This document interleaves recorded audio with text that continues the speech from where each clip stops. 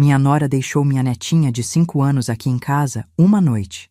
A pequena se aproximou e sussurrou: Vovó, a mamãe pediu para eu não te contar o que vi lá em casa, mas...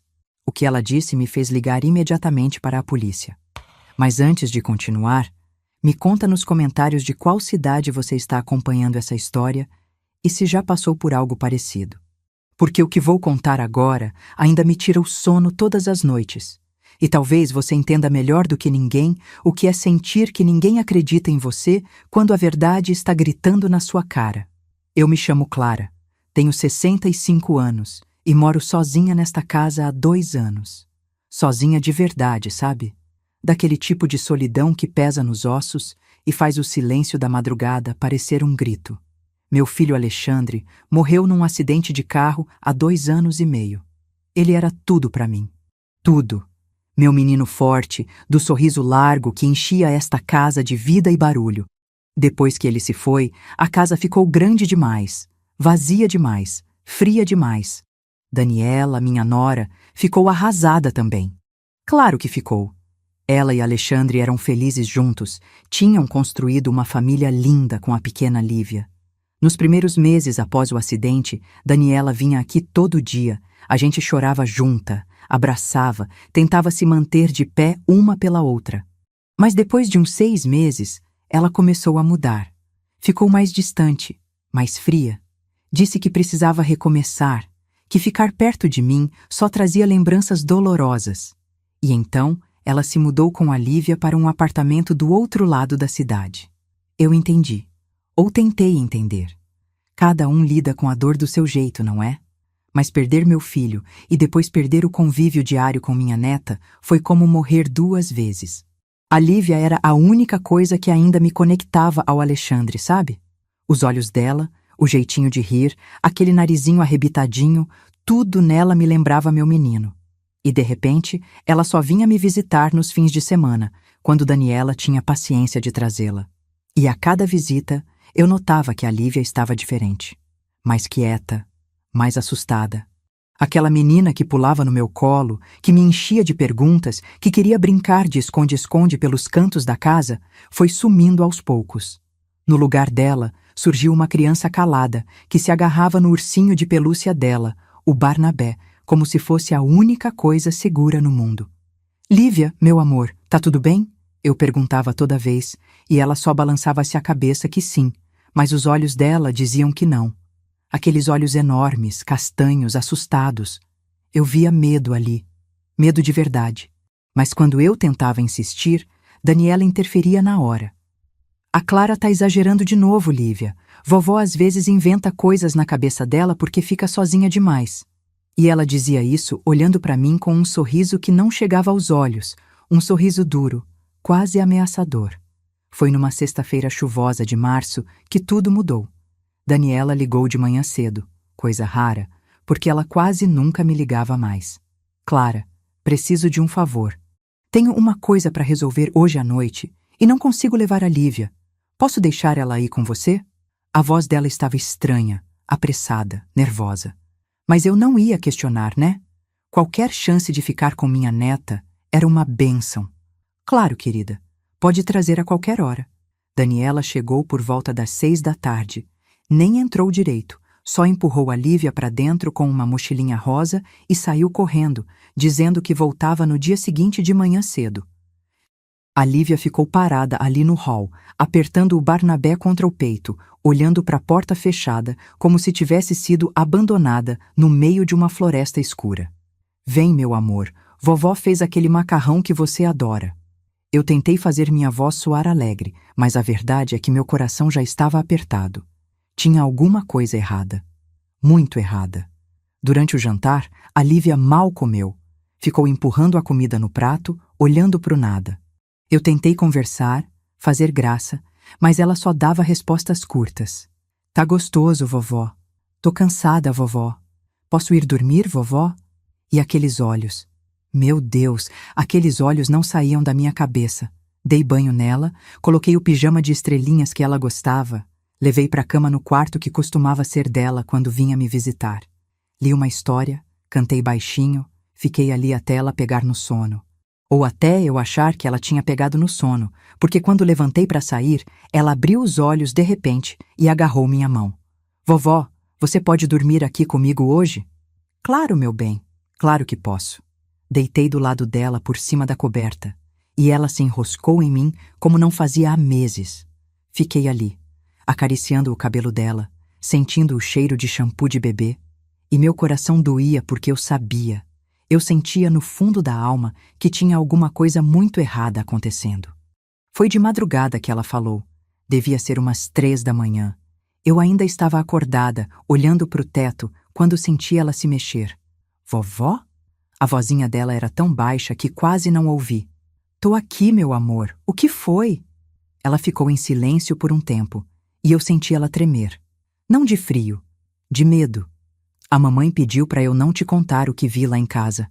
Meu corpo inteiro ficou tenso. Sentei na cama, acendi o abajur, olhei para ela. Os olhos dela estavam arregalados, cheios de lágrimas. O que você viu, Lívia? Pode contar para vovó.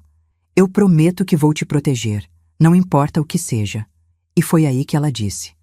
As palavras que mudaram tudo, que viraram minha vida de cabeça para baixo, que me fizeram entender que às vezes o monstro não está escondido embaixo da cama. Às vezes ele mora dentro da sua própria família. Tem uma menininha trancada no porão lá de casa, vovó. Ela não para de chorar. E ela disse que as mãos dela doem muito. Eu fiquei paralisada. Não conseguia processar o que tinha acabado de ouvir. Será que tinha entendido direito? Será que era alguma imaginação de criança, alguma história que ela tinha inventado? Lívia, meu amor, você tem certeza do que está falando? Tem mesmo uma menina no porão? Ela balançou a cabeça que sim, e as lágrimas começaram a escorrer. Eu vi, vovó. Eu desci lá uma noite porque ouvi um choro. A mamãe não viu que eu desci. A porta do porão estava entreaberta e eu vi ela, vovó. Ela é pequenininha igual a mim. Ela estava num canto e tinha um cobertor sujo em volta dela. Ela olhou para mim e disse, me ajuda, por favor. Mas aí a mamãe me viu e ficou muito brava. Ela me puxou para cima e disse que eu nunca mais podia descer lá. E que se eu contasse para alguém, coisas muito ruins iam acontecer. Meu sangue gelou. Cada palavra que saía da boca da Lívia era como uma facada. Eu queria acreditar que era mentira, que era fantasia de criança. Mas eu conhecia minha neta. Ela nunca tinha mentido na vida. E o medo nos olhos dela era real demais. Tem mais, vovó. A mamãe fica brava quando a menina chora muito. Ela desce lá e grita. Eu ouço da minha cama. E tem umas pessoas que visitam a mamãe à noite. Eles falam baixo, mas eu escuto. Eles falam de coisas estranhas, de um homem chamado Elias, e eles fazem desenhos estranhos em papéis grandes. Elias. Desenhos estranhos. Uma criança trancada no porão. Eu precisava fazer alguma coisa, precisava agir rápido. Mas ao mesmo tempo minha cabeça estava girando. Daniela, minha nora que eu conhecia há tantos anos, que tinha sido como uma filha para mim, ela seria capaz de fazer uma coisa dessas? Mas então eu lembrei das mudanças nela, da frieza, do jeito como ela tinha se afastado, do jeito como ela olhava para mim agora, como se eu fosse uma estranha, como se eu fosse um problema. Lívia, escuta aqui, você não vai voltar para casa da sua mãe amanhã. Vovó vai dar um jeito nisso. E você não fez nada errado contando para mim. Você foi muito corajosa, tá ouvindo? Muito corajosa. Ela se agarrou em mim e chorou. Chorou tanto que molhou meu ombro inteiro. E eu chorei junto, tentando esconder dela, mas não conseguindo. Porque como é que uma avó faz quando descobre que a pessoa em quem ela confiava para cuidar da própria neta pode estar fazendo algo monstruoso? Fiquei ali com ela até o sol nascer. Não preguei o olho. Fiquei pensando, planejando, tentando entender. E quando o dia clareou, eu sabia o que tinha que fazer. Às 7 da manhã, levantei, fiz café da manhã para Lívia. Panquecas. Ela adorava panquecas. Tentei agir normal, mas minhas mãos tremiam enquanto eu preparava a massa. A Lívia comeu devagar, ainda de olhos inchados. Depois do café, eu disse, meu amor, hoje você não vai para a escola. Vovó precisa resolver umas coisas, tá bom? Você fica aqui, brinca um pouco, assiste seus desenhos, tá tudo bem. Ela concordou em silêncio, e eu vi o alívio no rostinho dela. Ela não queria voltar para casa. Isso era claro como água. Peguei meu celular, respirei fundo e liguei para a escola da Lívia. Falei com a professora Juliana, que sempre foi atenciosa e carinhosa com minha neta. Pedi se podia conversar com ela pessoalmente, que era urgente.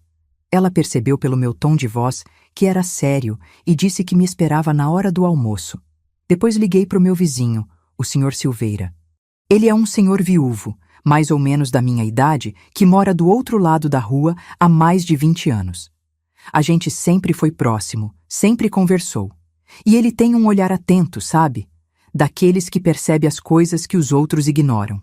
Senhor Silveira, posso passar aí rapidinho? Preciso de um conselho. Claro, Clara. Tô em casa o dia todo. Deixei a Lívia assistindo televisão, bem confortável no sofá, com o Barnabé no colo, e atravessei a rua. O senhor. Silveira me recebeu com um cafezinho e aquele jeito gentil dele. Mas quando sentei na cadeira da cozinha dele e comecei a contar, o rosto dele foi mudando. De gentil para chocado. De chocado para preocupado. De preocupado para sério. Clara, você tá me dizendo que a Daniela pode estar mantendo uma criança presa no porão dela? É o que a Lívia me contou, Sr. Silveira. E eu conheço minha neta. Ela não mente. Eu vi o medo nos olhos dela. É real. Ele ficou em silêncio por um momento, olhando para a xícara de café, como se estivesse reunindo coragem para dizer alguma coisa. Clara, eu não queria te preocupar antes, mas eu tenho visto coisas estranhas na casa da Daniela. Umas 3 semanas atrás, eu estava voltando tarde da casa da minha filha e vi a Daniela entrando em casa com uma criança no colo. Uma criança que eu nunca tinha visto antes. E a criança parecia, não sei, mole demais, sabe? Como se estivesse dormindo, ou desmaiada. Achei estranho, mas pensei que fosse alguma sobrinha ou coisa assim. Meu estômago revirou. E tem mais. De vez em quando, tarde da noite, eu ouço choros. Choros abafados vindo daquela direção. Pensei que fosse a Lívia chorando no sono. Mas agora que você está me contando isso... Senhor Silveira, eu preciso ir na polícia. Mas eu tenho medo de não acreditarem em mim. Será que você daria um depoimento também? Ele não hesitou. Claro que sim, Clara. Se tem uma criança em perigo, a gente precisa fazer alguma coisa. Agradeci a ele, voltei para casa e 12:30 fui encontrar a professora Juliana na escola. Ela me recebeu numa salinha reservada, longe dos outros professores, e o rosto dela já estava preocupado antes mesmo de eu abrir a boca. Dona Clara, eu estava mesmo querendo conversar com a senhora. A Lívia tem me preocupado nas últimas semanas. Por quê? Meu coração acelerou. Ela está muito quieta, muito isolada. Não brinca mais com as outras crianças. E os desenhos dela, Dona Clara, os desenhos dela mudaram. Mudaram como? A professora pegou uma pasta e tirou de dentro algumas folhas de papel. Desenhos. Desenhos que a Lívia tinha feito nas aulas de arte. E quando eu vi, minhas pernas quase falharam. Eram desenhos de uma menininha, sozinha, atrás de linhas pretas que pareciam grades, e ao redor dela tudo era escuro, preto, só escuridão. Quando eu perguntei para Lívia o que era isso, ela disse que era uma amiguinha dela que estava triste, que estava presa e com dor. Eu achei que fosse alguma metáfora, algum jeito dela expressar a perda do pai, mas agora que a senhora está aqui, contei tudo para a professora Juliana. Tudo o que a Lívia tinha me dito na madrugada. Tudo o que o Sr. Silveira tinha visto. E quando terminei, ela estava pálida. A senhora precisa ir na polícia. Agora. Eu sei. Eu vou. Mas eu tenho medo de não acreditarem em mim. Sabe como é? Testemunho de uma criança pequena, desenhos, um vizinho. Mas é o que a senhora tem, Dona Clara. E se for verdade, não tem tempo a perder. Ela tinha razão. Eu sabia que ela tinha razão. Voltei para casa, peguei a Lívia, coloquei ela no carro. Vovó vai resolver tudo, meu amor. Você confia em mim? Ela balançou a cabeça que sim, apertando o Barnabé. E eu dirigi até a delegacia mais próxima. A delegacia era fria, impessoal, cheia de gente agitada. Fiquei esperando por quase 1 hora até conseguir falar com alguém. E quando finalmente me levaram para uma salinha para dar meu depoimento, quem apareceu foi o delegado Silva, um homem de uns 50 anos, de olhar cansado e voz grossa. Pois não, senhora. Em que posso ajudar? Respirei fundo e contei. Contei tudo de novo. A confissão da Lívia. O que o Sr. Silveira tinha visto. Os desenhos da escola. Falei devagar, tentando ser clara, tentando não parecer histérica. Mas a cada palavra que saía da minha boca, eu via o rosto dele ficando mais cético, mais impaciente. Quando terminei, ele suspirou. Daquele jeito que as pessoas suspiram quando acham que você está perdendo o tempo delas.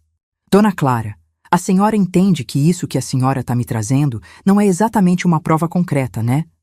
A senhora tem o testemunho de uma criança de 5 anos, desenhos escolares e um vizinho que viu sua nora entrando em casa com uma criança desconhecida há 3 semanas. Isso não é suficiente para a gente conseguir um mandado de busca. Mas, delegado, e se for verdade? E se tiver mesmo uma criança presa lá? A gente não pode arriscar perder tempo enquanto ela está sofrendo. A senhora entende quantos casos assim eu recebo por semana? Pessoas que acham que o vizinho está fazendo algo suspeito? Famílias que brigam e começam a inventar histórias uma da outra? Eu preciso de provas reais. Câmeras de segurança, testemunhos de adultos confiáveis, registros de desaparecimento. Alguma coisa que justifique a gente invadir a casa de alguém. Mas, Dona Clara, vou te dar um conselho. Vá para casa. Converse com sua nora de forma calma. Talvez a senhora tenha entendido errado. Crianças têm muita imaginação. Às vezes misturam realidade com fantasia. E a perda do seu filho deve ter sido muito difícil para todos. Às vezes, a gente vê coisas que não existem quando está fragilizada emocionalmente. Aquilo foi como um tapa na cara. Ele estava dizendo que eu era louca, que eu estava inventando, que eu estava delirando porque tinha perdido meu filho. Delegado, eu não estou inventando nada. Minha neta... A senhora pode ir, Dona Clara. Se a senhora conseguir algo mais concreto, volte aqui e a gente conversa de novo. Ele me dispensou. Simplesmente me dispensou. Como se o que eu tinha acabado de contar não fosse nada. Saí daquela delegacia tremendo, de raiva, de frustração, de impotência. E a Lívia viu. Ela viu que eu tinha falhado. Que eu não tinha conseguido fazer nada. E vocês, o que fariam se estivessem no meu lugar? Se uma criança que vocês amam mais do que tudo viesse contar uma coisa dessas e ninguém acreditasse, vocês desistiriam? Porque eu, mesmo destroçada, mesmo sentindo que o mundo inteiro estava contra mim, sabia que não podia desistir. Quando cheguei em casa, Daniela já estava lá, na porta, esperando. E o rosto dela não era mais o da nora que eu conhecia. Era o rosto de uma estranha, frio, calculista, perigoso. Onde você estava com a minha filha, Clara? A voz dela era gelada, cortante. Nada como a Daniela que eu conhecia. E tinha alguém do lado dela. Um homem alto, de ombros largos, braços cruzados. Eu nunca tinha visto ele antes, mas a cara de poucos amigos dele me disse tudo o que eu precisava saber. Ele estava ali para me intimidar. Eu estava tentando resolver um problema, Daniela. A Lívia é minha filha, não sua. E você não tem direito de sair por aí com ela sem me avisar. Muito menos levando ela para a delegacia. Meu sangue gelou. Como ela sabia que eu tinha ido para a delegacia? Você acha que eu não ia descobrir, Clara? Você acha que eu sou idiota? O delegado Silva é meu primo. Ele me ligou assim que você saiu de lá. Claro que era. Num país onde todo mundo conhece todo mundo, onde as conexões importam mais do que a verdade, eu não tinha chance nenhuma. Daniela, a Lívia me contou coisas que... A Lívia é uma criança de 5 anos com uma imaginação fértil demais. Ela tá confusa, Clara. Ela perdeu o pai. Ela tá processando isso do jeito que consegue. E você, em vez de ajudar, tá alimentando essas fantasias dela. Fantasias? Ela me contou com todos os detalhes sobre uma menina no porão da sua casa. Ela me disse que... Chega! O grito dela ecoou pela rua inteira. E eu vi as cortinas dos vizinhos se mexendo. Todo mundo estava olhando. Todo mundo estava ouvindo. Você tá ficando senil, Clara. Primeiro você começa a me ligar no meio da noite dizendo que tá ouvindo barulhos. Depois você inventa que eu tô maltratando a Lívia. E agora isso. Você precisa de ajuda. Ajuda profissional. O homem ao lado dela deu um passo à frente. Eu sou Marcelo, irmão da Daniela. E vou ser bem direto com a senhora. A senhora está passando dos limites. Se a senhora continuar espalhando essas mentiras, a gente vai ter que tomar medidas legais. A senhora entende? A Daniela pode pedir uma ordem de restrição. Pode impedir a senhora de ver a Lívia. As palavras dele me acertaram como um soco no estômago. Não ver a Lívia? Perder o único pedaço do meu filho que ainda me restava? Eu não tô mentindo. Eu nunca... Dá licença. Daniela passou por mim, entrou na minha casa sem pedir permissão, pegou a Lívia que estava no sofá com o Barnabé. A menina começou a chorar na hora, esticando os bracinhos para mim. Vovó, não! Lívia, a gente tá indo para casa. Agora. Não, eu não quero. Vovó, por favor. Cada grito da Lívia era uma facada no meu peito. Tentei me aproximar, mas Marcelo me bloqueou. Ele não me tocou, mas o tamanho dele era ameaça suficiente. Daniela, por favor, deixa ela ficar. Só mais um dia, por favor. Ela me olhou com um desprezo que eu nunca tinha visto antes. A Lívia vai ficar longe da senhora até a senhora entrar na linha clara. Até a senhora parar de botar ideias doidas na cabeça dela. E se a senhora tentar alguma coisa de novo, se a senhora voltar naquela delegacia ou em qualquer outro lugar com essas histórias, eu garanto que a senhora nunca mais vai ver minha filha. Nunca mais. Eles saíram. Levaram a Lívia gritando, chorando. E eu fiquei ali, parada na porta da minha casa, tremendo, enquanto os vizinhos olhavam pelas janelas, julgando, cochichando. A dona Marta, que mora 3 casas para baixo, passou por mim e balançou a cabeça com pena. Que pena, Clara. Você era uma mulher tão sensata, mas depois que perdeu o Alexandre... Ela não terminou a frase. Não precisava. A mensagem estava clara. Eu tinha enlouquecido de dor. Entrei para dentro de casa e desabei no chão da sala. Chorei. Chorei como não chorava desde o dia que enterrei meu filho. Porque agora eu não tinha mais nada. Nem o Alexandre, nem a Lívia. E pior, tinha uma criança sofrendo. Uma criança pedindo ajuda. E eu era a única pessoa no mundo que sabia disso. E ninguém acreditava em mim. Será que o delegado Silva tinha razão? Será que eu estava vendo coisas? Será que a dor da perda tinha mexido tanto com minha cabeça que eu estava projetando horrores onde não existiam? Não, não, não e não. Eu conhecia minha neta. Eu vi o terror nos olhos dela. E os desenhos. E o testemunho do Sr. Silveira. Aquilo tudo não podia ser coincidência. Mas como lutar contra isso? Como lutar quando a própria polícia está do lado dela? Quando a comunidade inteira acha que você enlouqueceu? Passei o resto do sábado e o domingo inteiro trancada em casa. Não atendi o telefone, não abri a porta.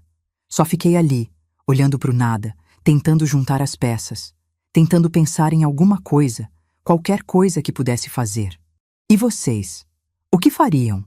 Quando todo mundo acha que você está louca, quando ameaçam tirar de você a única pessoa que você ainda ama, o que vocês fariam? Desistiriam? Seguiriam em frente fingindo que nada aconteceu? Porque eu não conseguia. Toda vez que fechava os olhos, eu via aquela menininha que a Lívia tinha descrito, trancada, chorando, com as mãos doendo, e ninguém fazendo nada. Na segunda-feira de manhã, acordei com uma determinação nova. Não sei de onde ela veio.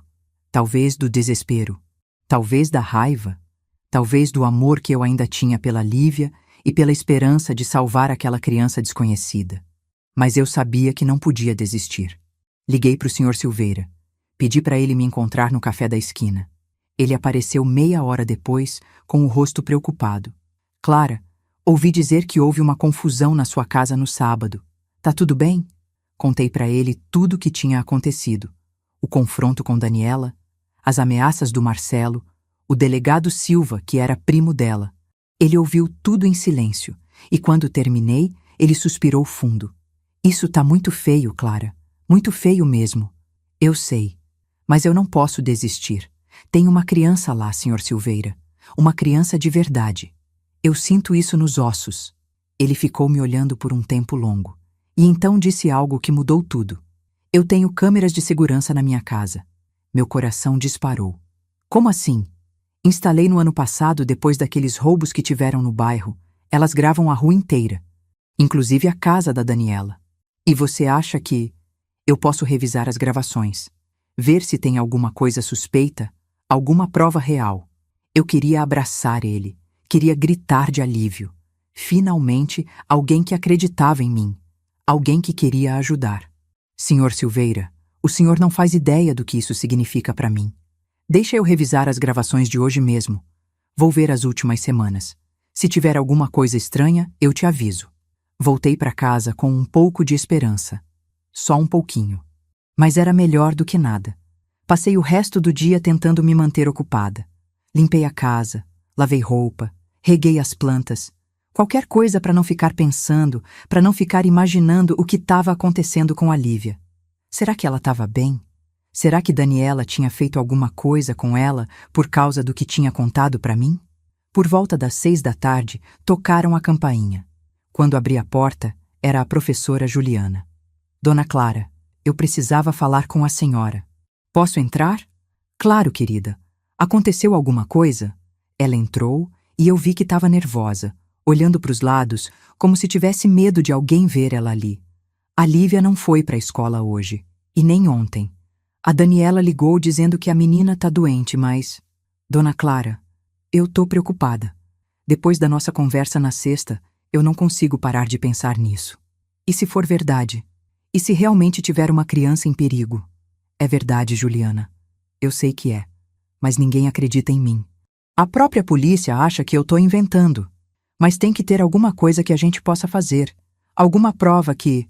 O senhor Silveira tá revisando as gravações das câmeras de segurança dele. Se tiver alguma coisa lá, a gente vai ter provas reais. Ela suspirou, aliviada. Graças a Deus. Porque eu não consigo dormir pensando que pode ter uma criança sofrendo e eu não fazendo nada. Ela ficou mais uns 20 minutos conversando comigo, me dando apoio, e quando ela foi embora, eu me senti menos sozinha. Pelo menos tinha 2 pessoas que acreditavam em mim. 2 pessoas que queriam ajudar. Mas a esperança que eu tinha sentido pela manhã começou a desvanecer quando os dias foram passando e nada acontecia. O senhor Silveira revisou horas e horas de gravação e não encontrou nada de concreto. Daniela era cuidadosa. Ela nunca saía de casa com a criança durante o dia. Nunca deixava ninguém ver. As únicas coisas que ele encontrou foram carros estranhos parando na frente da casa dela tarde da noite, pessoas entrando e saindo rapidamente, sempre de capuz ou boné, sempre escondendo o rosto. Isso não é suficiente, Clara. Pode ser qualquer coisa. Amigos visitando, entregadores. A polícia não vai considerar isso como prova. Eu sabia que ele tinha razão. Mas a frustração estava me matando. E para piorar, a Daniela tinha feito direitinho o trabalho dela. Nos dias seguintes, comecei a perceber que as pessoas do bairro me olhavam diferente. Com pena, com desconfiança. Ela tinha espalhado a versão dela da história. Que eu estava delirando, que eu estava obcecada, que eu estava inventando histórias absurdas porque não conseguia superar a morte do meu filho. A dona Beatriz, da padaria onde eu comprava pão todo dia há anos, me tratou com frieza. Soube que a senhora está passando por um momento difícil, dona Clara. Espero que a senhora encontre paz. Como se eu fosse uma louca que precisava ser apaziguada. O seu Antônio, do mercadinho, comentou. Às vezes a solidão faz a gente ver coisas que não existem, né, dona Clara? A senhora devia arranjar uns amigos, sair mais de casa. Cada comentário era uma humilhação. Cada olhar de pena era uma facada. E o pior de tudo é que a Daniela tinha conseguido exatamente o que queria. Me isolar. Me transformar na louca da rua. Na velha tresloucada que inventa histórias sobre a própria nora. 2 semanas se passaram. 2 semanas sem ver a Lívia. Sem saber se ela estava bem. Sem saber se aquela menininha ainda estava viva no porão. 2 semanas de tortura. Foi numa quarta-feira que tudo mudou de novo. Eu estava na cozinha, tentando tomar café, quando tocaram a campainha. Abri esperando encontrar mais um vizinho com olhar de pena, mas era o senhor Silveira. E o rosto dele estava diferente. Tinha uma mistura de choque e urgência. Clara, eu encontrei alguma coisa. Meu coração quase parou. O quê? O que o senhor encontrou? Tem uma loja na esquina, a 2 quadras daqui. Aquela que vende materiais de construção. Eles têm câmera de segurança apontada para a rua. Eu conheci o dono. Conversamos. Ele me deixou ver as gravações. E, Clara, tem uma filmagem de 3 semanas atrás. A Daniela passando na frente da loja, de carro. E no banco de trás tem uma criança. Uma criança que definitivamente não é a Lívia. Uma menina de cabelo escuro, enrolada num cobertor. E ela não parece bem. Parece inconsciente, eu completei, lembrando do que o Sr. Silveira tinha me contado semanas atrás. Isso. E tem mais. Eu conversei com o dono da loja, o seu João. Ele disse que lembra daquele dia porque a Daniela entrou na loja nervosa, comprou uma tranca nova, uma tranca pesada, do tipo que você usa em porão. Eu não conseguia acreditar. Finalmente uma prova real. O senhor conseguiu uma cópia do vídeo? Consegui. Tá no meu celular. Eu achei que a gente devia ir para a delegacia agora. Hoje. Mostrar isso pro delegado Silva. Mesmo que ele seja primo da Daniela, ele não vai poder ignorar uma prova dessas. Mas antes que eu pudesse responder, antes que a gente pudesse fazer qualquer coisa, ouvimos um barulho na rua. Um carro parando. Portas batendo. Vozes altas. Corri para a janela e vi o que me fez o sangue gelar nas veias. Era Marcelo e a Daniela. E eles estavam vindo direto para minha casa. Mas não vinham sozinhos. Tinham mais 2 pessoas com eles, um homem e uma mulher que eu não conhecia, e todos tinham a mesma expressão no rosto: raiva, ameaça, perigo. Senhor Silveira, eu sussurrei tremendo. Eu acho que eles sabem. A campainha tocou, e depois alguém começou a bater na porta, forte, agressivo. Clara, abre essa porta, agora! Era a voz da Daniela, mas tinha alguma coisa diferente nela. Alguma coisa desesperada, assustada, como se ela soubesse que o tempo dela tinha acabado. O que a gente faz? O senhor.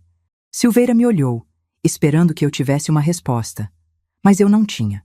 Porque naquele momento, com aquelas pessoas batendo na minha porta, com provas no celular do senhor Silveira que podiam destruir a Daniela, com uma criança ainda presa em algum lugar, eu percebi algo terrível. Eu tinha mexido num vespeiro. E agora eles vinham com tudo.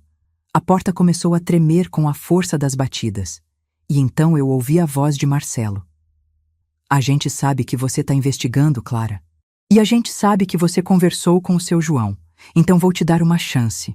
Você esquece tudo que viu, tudo que ouviu, e a gente esquece que você existe.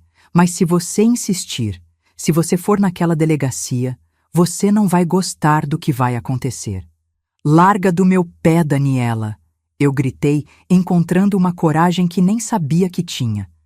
Eu sei o que você está fazendo. Eu sei que tem uma criança na sua casa, e eu não vou parar até tirar ela de lá. Silêncio. Um silêncio pesado, carregado. E então a voz da Daniela, baixa, ameaçadora, atravessando a porta. Você não tem ideia de com quem você está mexendo, Clara. Não tem ideia do tamanho disso. E se você não parar agora, você vai se arrepender. Você e todo mundo que está te ajudando. Olhei para o senhor Silveira. Ele estava pálido, mas tinha determinação nos olhos dele.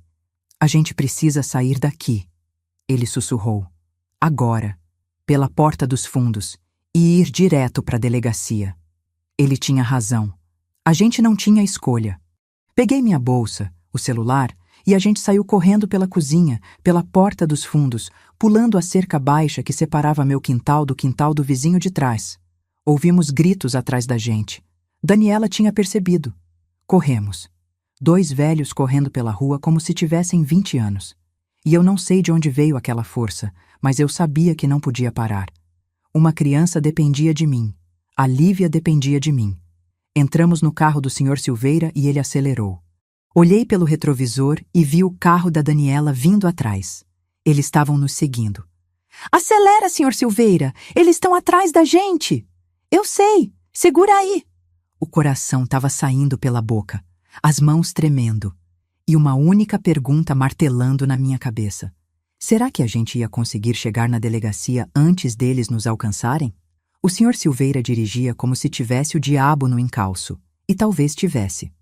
Porque quando olhei pelo retrovisor de novo, o carro da Daniela ainda estava lá, colado atrás da gente, tentando nos alcançar. Marcelo estava dirigindo e eu podia ver a fúria no rosto dele mesmo de longe. Eles não vão desistir, Clara. O Sr. Silveira gritou, fazendo uma curva brusca à esquerda. Meu corpo foi jogado contra a porta, mas nem senti dor. A adrenalina estava tão alta que eu não sentia mais nada além do medo e da determinação. Só mais 2 quadras. A delegacia está logo ali. E foi naquele momento, naqueles segundos eternos de perseguição pelas ruas vazias da manhã, que eu tive uma clareza absoluta sobre tudo o que tinha acontecido. Daniela não estava apenas escondendo uma criança. Ela estava protegendo algo muito maior. Algo que a deixava tão desesperada a ponto de nos perseguir em plena luz do dia. E se ela estava disposta a ir tão longe, então aquela menininha no porão estava em perigo ainda maior do que eu imaginava. O carro derrapou quando o Sr. Silveira freou bruscamente na frente da delegacia. A gente pulou para fora e correu escada acima, entrando pela porta principal. Atrás de nós, o carro da Daniela parou também. Mas eles não desceram. Ficaram ali, observando, esperando. A delegacia estava cheia naquela hora da manhã. Policiais indo e vindo, pessoas fazendo boletins de ocorrência, telefones tocando. Eu mal conseguia respirar direito de tanto que meu coração estava acelerado. Eu preciso falar com o delegado Silva. Agora. É urgente. Eu praticamente gritei para a atendente na recepção. Ela me olhou com aquela cara de quem já ouviu milhares de pessoas dizendo que o caso delas é urgente. O delegado está ocupado no momento. A senhora pode esperar ali e... Não, não posso esperar. Tem uma criança sequestrada. Eu tenho provas, por favor. Algo no desespero da minha voz deve ter tocado ela, porque em vez de me mandar sentar e esperar, ela pegou o telefone interno e falou baixo com alguém. Menos de 1 minuto depois, o delegado Silva apareceu porta adentro do corredor. E a cara dele, quando me viu, não foi nada amigável. Dona Clara, de novo. Delegado, eu sei que o senhor não acreditou em mim da última vez. Sei que o senhor acha que eu estou inventando, mas eu trouxe provas. Provas reais. Por favor, só me dá 5 minutos. Ele suspirou, olhou para o relógio como se cada segundo do tempo dele fosse precioso demais para desperdiçar comigo, mas fez sinal para a gente seguir ele até uma sala de interrogatório. A mesma sala onde eu tinha estado semanas atrás. A mesma mesa fria. As mesmas cadeiras desconfortáveis. 5 minutos, Dona Clara. É o que eu posso te dar. O senhor... Silveira puxou o celular dele e colocou em cima da mesa. Delegado, o senhor precisa ver isso. Ele deu play no vídeo. E a gente assistiu em silêncio. A Daniela passando na frente da loja. O carro dela. E lá, no banco de trás, embrulhada num cobertor, uma criança. Uma menininha de cabelo escuro, a cabeça caída para o lado, completamente imóvel. O rosto do delegado Silva mudou. A irritação deu lugar à atenção. E depois, a preocupação. Quando isso foi gravado? 3 semanas atrás, o senhor. Silveira respondeu. No mesmo dia que eu vi ela entrando em casa com uma criança desconhecida. E tem mais. Ela comprou uma tranca nova naquele dia, uma tranca pesada. O dono da loja confirmou. O delegado rebobinou o vídeo e assistiu de novo. E de novo. E a cada vez, a expressão dele ficava mais séria. Isso pode ser qualquer coisa. Uma sobrinha, uma amiga da filha dela, uma criança que estava dormindo. Uma criança dormindo não precisa de tranca nova no porão, delegado. Eu disse tentando manter a voz firme. E a minha neta me contou, com todos os detalhes, sobre os choros, sobre a menina dizendo que as mãos dela doem, sobre a Daniela descendo lá e gritando. Isso não é coincidência. Ele ficou em silêncio, olhando para o vídeo na tela do celular. E eu vi.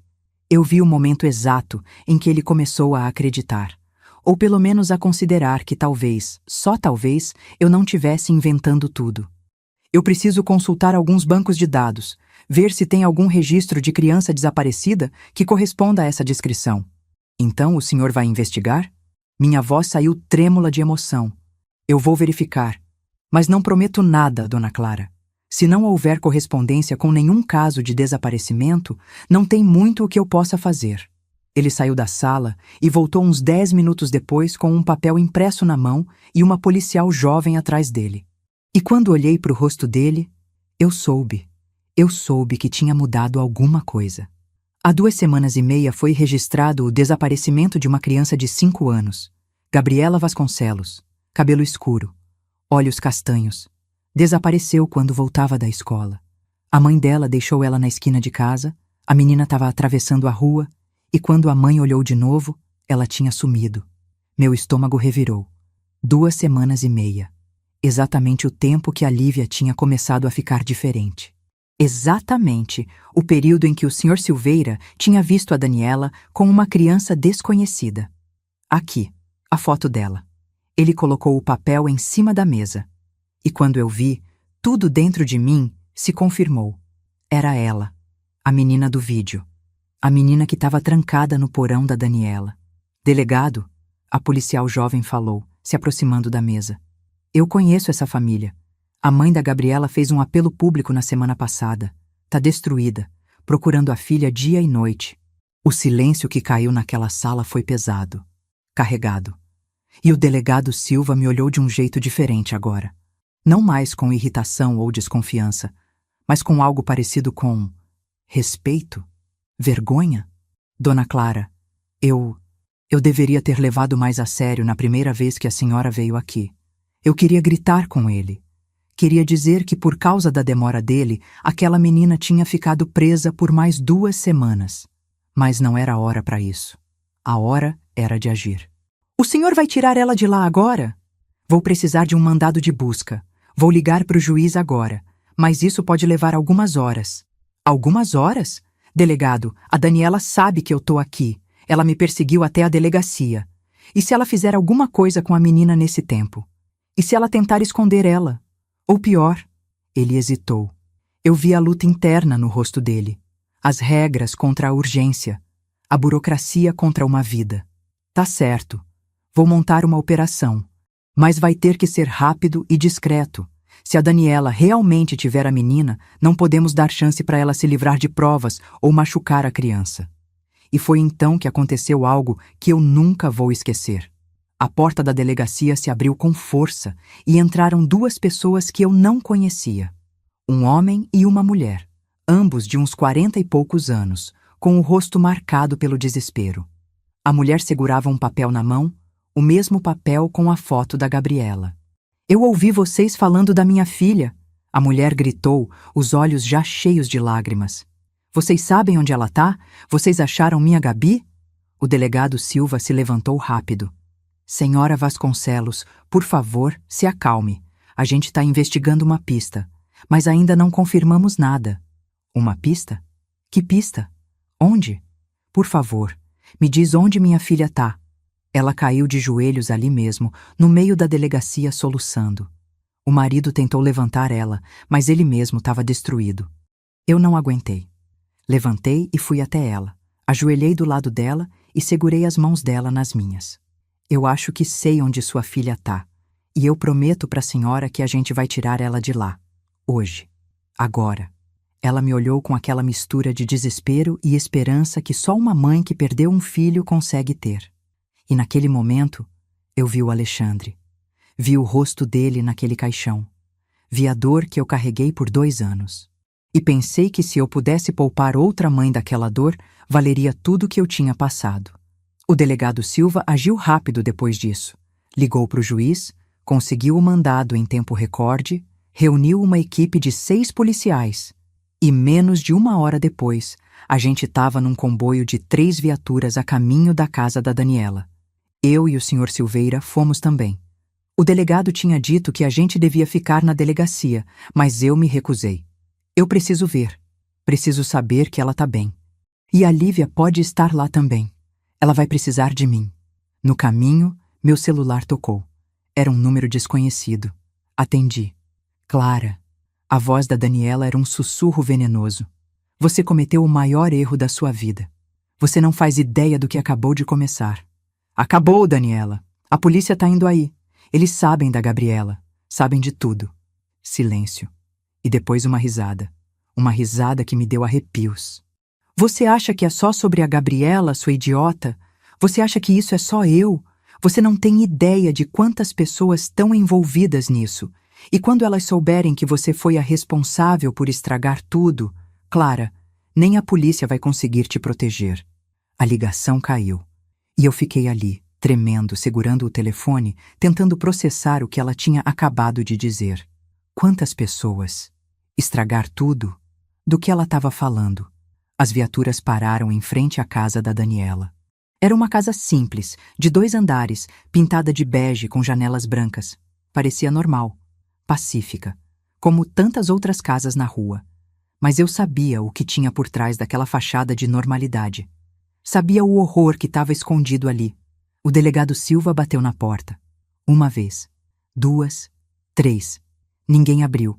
Ele fez sinal para os policiais. Eles arrombaram a porta com um ariete. O barulho ecoou pela rua inteira, e eu vi vizinhos começando a aparecer nas janelas, nas portas, curiosos e assustados. Os policiais entraram gritando: "Polícia! Ninguém se mexe!" Eu entrei atrás deles, meu coração batendo tão forte que parecia que ia explodir. A casa por dentro era estranha. Tinha quadros nas paredes com símbolos que eu nunca tinha visto. Desenhos geométricos, estrelas de pontas múltiplas, escritas em línguas que eu não reconhecia. "Clara, não entra sozinha!" O Sr. Silveira tentou me segurar, mas eu já tinha ido longe demais para parar agora. Ouvi gritos lá de cima. A voz da Daniela.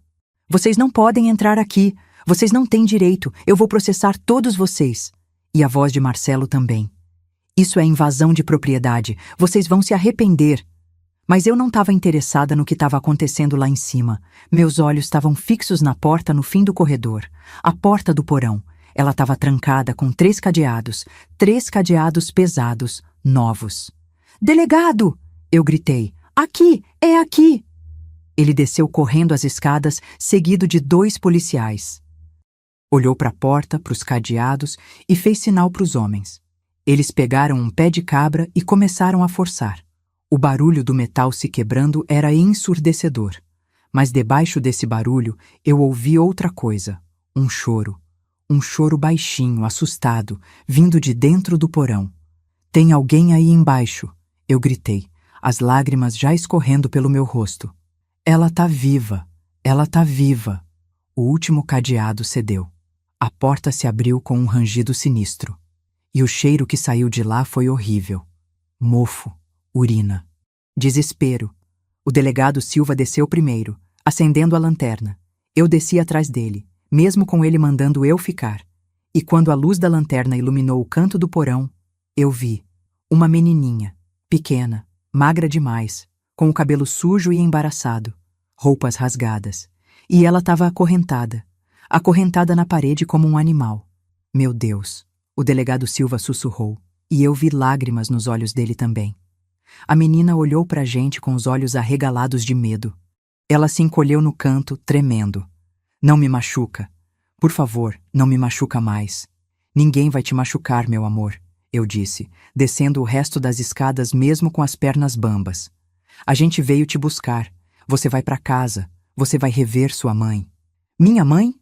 A vozinha dela era tão fraca, tão quebrada. "Minha mãe tá me procurando?" "Tá sim, meu bem. Ela nunca parou de te procurar. Ela te ama muito." Os policiais começaram a trabalhar nas correntes. Eram correntes com cadeado. Tiveram que chamar reforços para trazer ferramentas adequadas.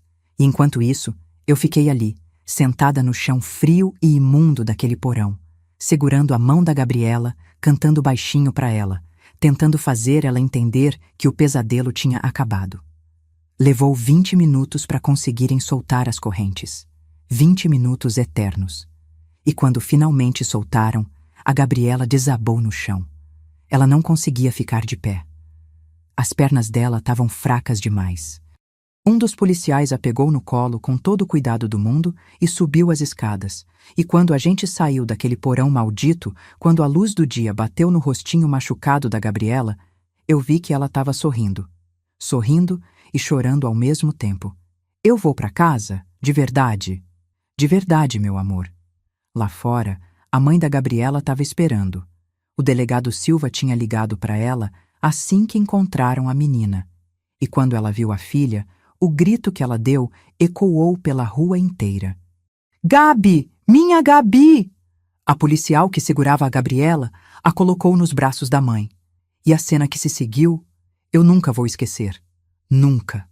A mãe abraçando a filha, chorando, beijando o rosto dela, repetindo sem parar: meu amor, você tá aqui, você tá viva. O pai caiu de joelhos do lado delas, abraçando as duas, soluçando alto. E ao redor, os policiais, os vizinhos, o Sr. Silveira, todos tinham lágrimas nos olhos. Mas não era o fim. Porque lá dentro da casa, os policiais tinham encontrado muito mais do que só a Gabriela. O delegado Silva saiu segurando uma caixa cheia de papéis, cadernos, documentos. E o rosto dele estava pálido. Dona Clara, a senhora tinha razão. Isso é muito maior do que a gente imaginava. Maior como? Tem cadernos aqui com nomes, datas, símbolos estranhos. E o nome de um homem chamado Elias Torres. Ele é líder de um culto extremista que a gente está investigando há meses. A Daniela estava envolvida com eles. E pela quantidade de informação aqui, ela não era apenas um membro. Ela era peça importante. Meu sangue gelou. Um culto. A Daniela tinha se envolvido com um culto. E tudo fazia sentido agora. As mudanças nela, o afastamento, os visitantes noturnos, as ameaças. E a Lívia? Onde está minha neta? Eles tinham encontrado a Lívia trancada no quarto dela, assustada, mas fisicamente bem. Quando ela me viu, correu e se jogou nos meus braços com tanta força que quase me derrubou. Vovó, eu sabia que você ia vir. Eu sabia que você ia salvar ela. Tá tudo bem agora, meu amor. Tá tudo bem. A Daniela e Marcelo foram presos ali mesmo. Algemas, leitura de direitos.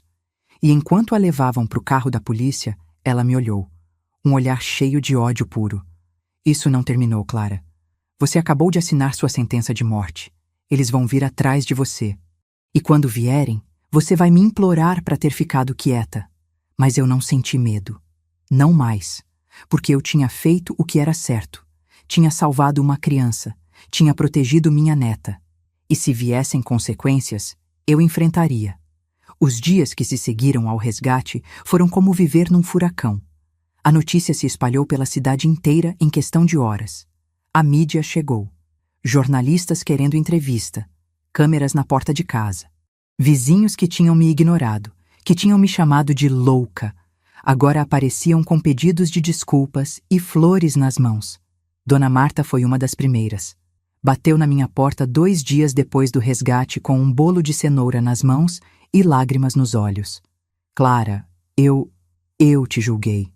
Achei que você estava inventando. Me perdoa. E eu perdoei. Porque guardar rancor não ia mudar nada do que tinha acontecido. Não ia devolver as semanas que a Gabriela passou presa. Não ia apagar o medo nos olhos da Lívia. Então eu perdoei cada um que veio pedir. Mas também não esqueci. Nunca vou esquecer como é ser tratada como louca quando você está gritando a verdade. A investigação sobre o culto que a Daniela estava envolvida cresceu rápido. O delegado Silva montou uma força-tarefa. Descobriram que Elias Torres, o líder, comandava uma rede com mais de 50 pessoas, espalhadas pela região. Eles tinham uma ideologia retorcida sobre purificação e sacrifício. A Gabriela não tinha sido a primeira criança. Tinha havido outras. Algumas foram encontradas. Outras... Bem, prefiro não pensar no que aconteceu com as outras. Daniela cantou. Sob pressão, ela entregou nomes, locais, datas. Disse que tinha sido recrutada 6 meses depois da morte do Alexandre, quando estava vulnerável e perdida. Disse que Elias tinha prometido a ela um sentido novo para a vida dela, uma família nova, um propósito. E ela tinha caído naquilo como alguém se afogando se agarra em qualquer coisa que pareça sólida. Mas saber disso não fez doer menos, porque no final das contas, a Daniela tinha escolhido aquele caminho. Tinha escolhido trancar uma criança inocente num porão. Tinha escolhido ignorar os choros. Tinha escolhido ameaçar a própria sogra e usar a filha como escudo. O julgamento dela foi rápido. Com todas as provas, com o depoimento da Gabriela, com os cadernos encontrados na casa dela, não teve como escapar. 25 anos de prisão. Marcelo pegou 10 por cumplicidade e obstrução de justiça. E Elias Torres e outros membros principais do culto foram presos também, esperando julgamento por crimes muito piores. A Lívia ficou comigo. Oficialmente. O juiz me deu a guarda integral, considerando que a mãe dela estava presa e não tinha mais família adequada para cuidar dela.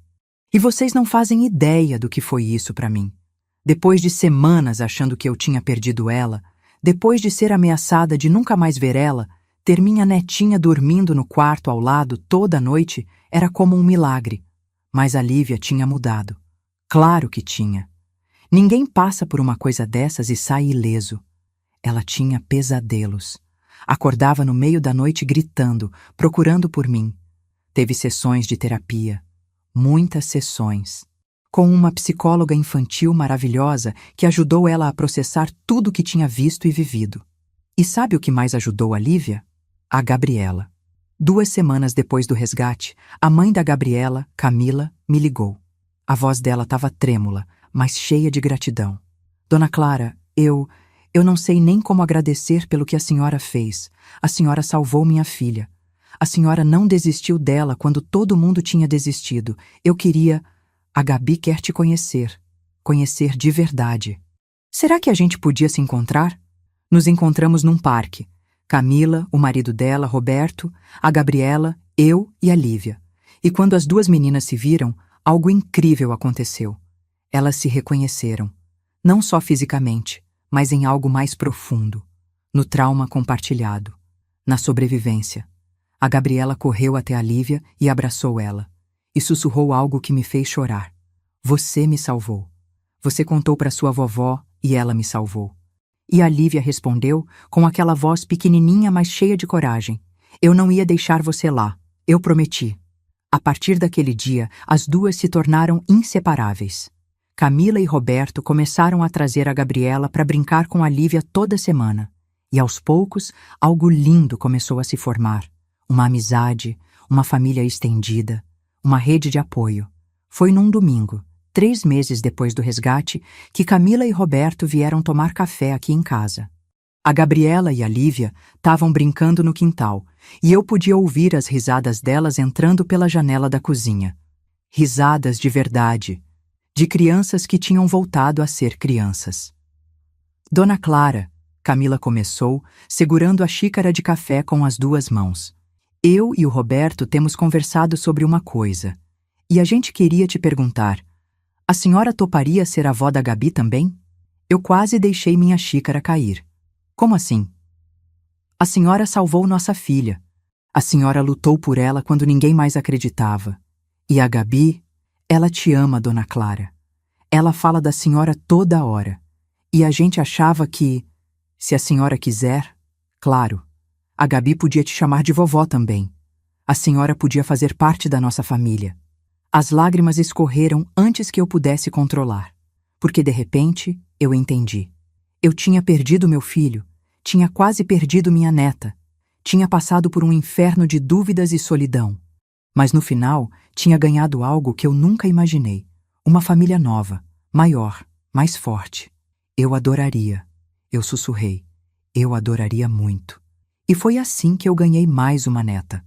A Gabriela começou a me chamar de Vovó Clara. Começou a vir aqui dormir de vez em quando. E eu me senti viva de novo. Com propósito, com amor ao redor. O Sr. Silveira também se tornou parte dessa família estendida. Ele, que tinha arriscado tanto para me ajudar, que tinha revisado horas de gravação, que tinha corrido comigo quando tudo parecia perdido, se tornou um avô honorário para as meninas. Elas o chamavam de Vovô Silveira. E eu via nos olhos dele a mesma coisa que eu sentia.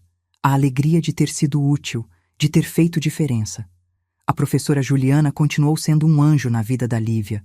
Ela fez acompanhamento especial, ajudou a menina a voltar a desenhar coisas bonitas em vez de grades e escuridão. E aos poucos, os desenhos da Lívia mudaram. Voltaram a ter cores, casas, flores. E sempre 2 menininhas de mãos dadas. Foram meses de cura. Meses de terapia, de conversas difíceis, de choros no meio da noite. Mas também meses de pequenas vitórias. A primeira vez que a Lívia dormiu a noite inteira sem pesadelos.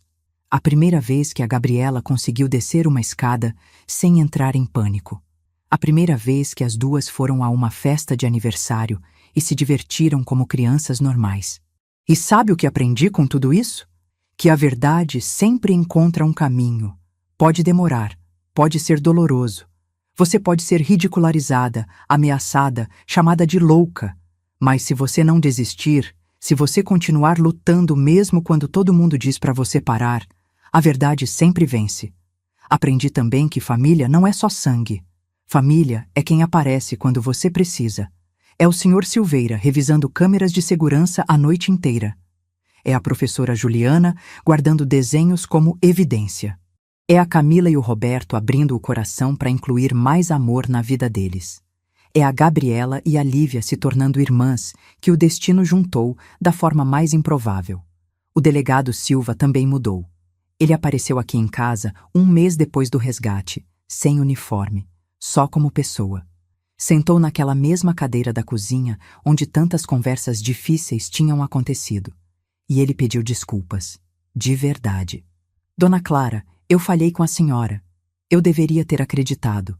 Deveria ter investigado melhor na primeira vez que a senhora veio. E por causa da minha negligência, uma criança sofreu por mais 2 semanas. Delegado, eu disse, o senhor falhou.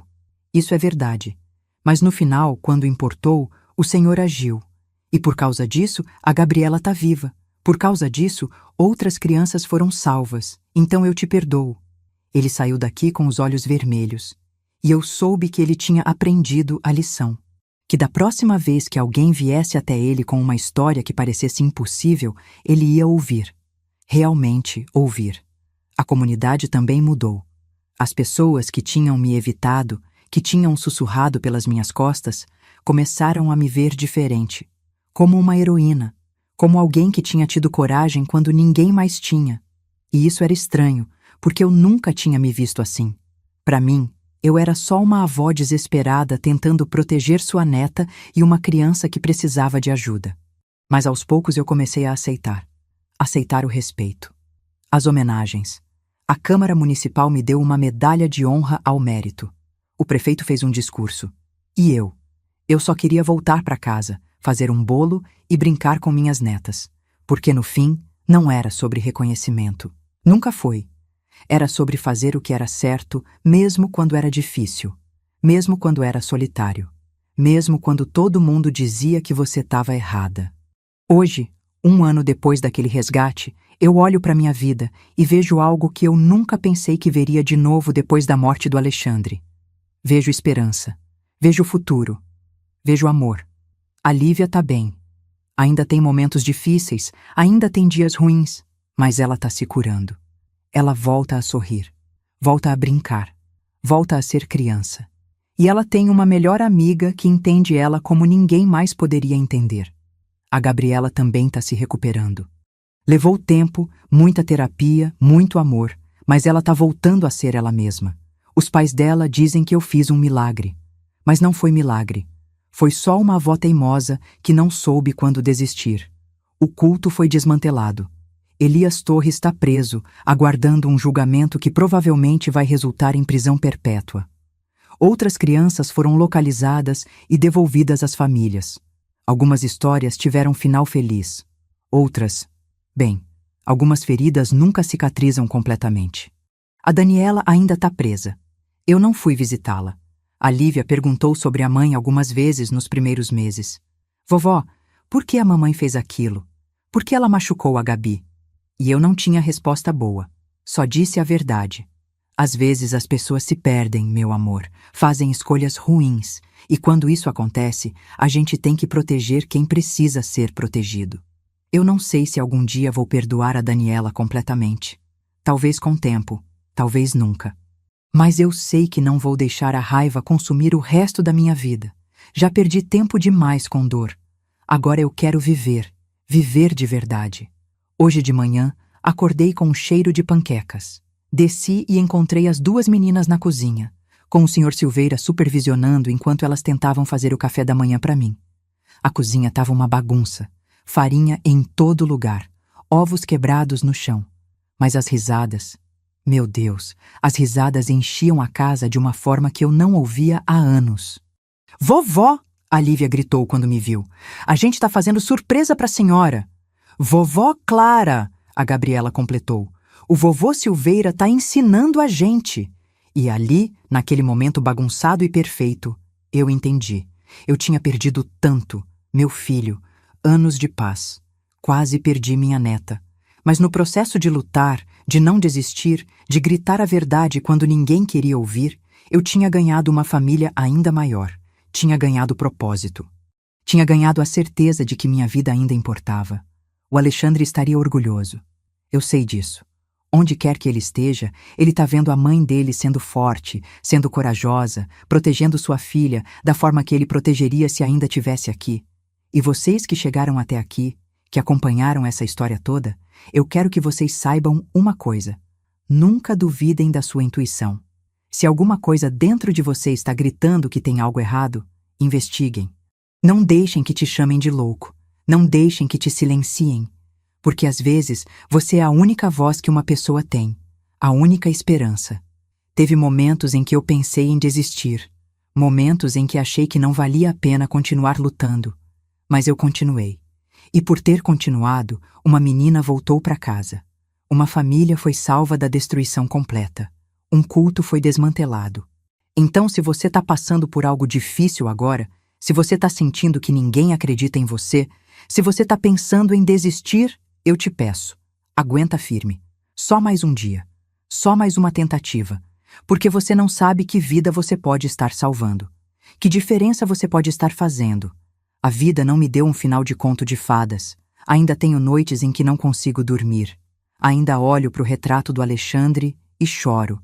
Ainda me pergunto o que poderia ter feito diferente. Mas eu também tenho as manhãs de panquecas bagunçadas. Tenho 2 netas que me chamam de vovó. Tenho um amigo que arrisca tudo para fazer o que é certo. Tenho uma família que escolhi e que me escolheu de volta. E no final, é isso que importa. Não o trauma, não a dor, mas o amor que a gente constrói depois. A força que a gente descobre em si mesmo. A coragem de continuar mesmo quando tudo parece impossível. Olho pela janela agora e vejo a Lívia e a Gabriela brincando no quintal. O Barnabé, o ursinho que foi testemunha de tanto sofrimento, agora descansa tranquilo no balanço. As meninas estão rindo, correndo, sendo crianças de novo. E eu tô aqui, de pé, mais forte do que nunca, pronta para proteger essas 2 meninas com tudo que tenho. Pronta para fazer de novo se preciso. Porque é isso que a gente faz por quem a gente ama. A gente não desiste, nunca. Obrigada por ter chegado até o fim dessa história. Se ela te tocou de alguma forma, se te fez pensar, se te deu coragem para lutar por algo que parece impossível, então valeu a pena ter compartilhado. Curte e compartilha com alguém que precisa ouvir isso. Alguém que precisa saber que vale a pena lutar. Que vale a pena não desistir. Que uma pessoa pode sim fazer diferença. E se você souber de alguma criança em perigo, não fique em silêncio. Não tenha medo de ser chamado de louco. Fale, grite se preciso, porque cada criança merece ser salva. Cada criança merece ter alguém lutando por ela. Essa foi minha história. A história de como uma avó teimosa enfrentou o impossível e venceu. Não foi fácil, não foi rápido, mas foi real. E foi necessário. E agora, se me dão licença, tenho um café da manhã bagunçado esperando por mim. 2 netas que precisam de ajuda para não queimar as panquecas. E uma vida inteira de amor para viver. Porque depois de tudo que passei, depois de todo o medo e a dor, eu aprendi a coisa mais importante. O amor sempre vence. Sempre.